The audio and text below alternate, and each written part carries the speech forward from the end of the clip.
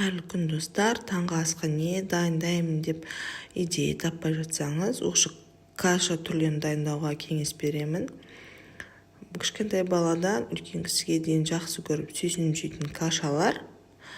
Бізде сұлы овсянка, жарма маны кашасы, күріштен және пшенодан каша дайындаймыз. Каша жасауда лайфхак десек те болады.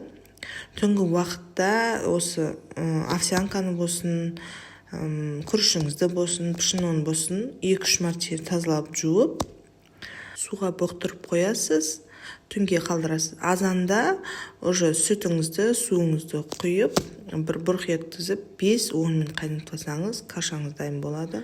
Бұл жерде кашамызды барлығын бірдей пісірдік. Граммажы астында рецепте жазылы болады. Жуып тазаланған дәнді дақылдарымызға 500 мл су, 500 мл сүт немесе құр сүтке пісірсеңіз болады. Кашаның жасалу жолы бірдей. Жуып тазаланған дәнді дақылдарымызды сұйықтығымызға салып, қоюланғанша 10 минуттай қайнатамыз. Овсянканы болсын, маны крупамызды салған кезде жақсылап араластырып тұру керек, үзбей қоюланғанша.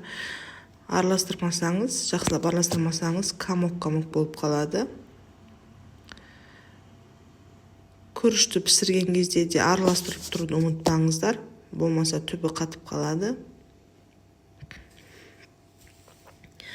Кез келген дәнді дақылдардың бұл жерде кукурузный каша жасауға болады. Кукуруз дәнінен гречка, жас мақтан да жасауға болады. Жасалу жолы тура осылай. Қойыланған кашаңызды кез келген жемістермен, кепкен көкөністермен және қалауыңшы сары маймен әсемдеп берсеңіз болады. Осы рецептпен жасап көріңіздер.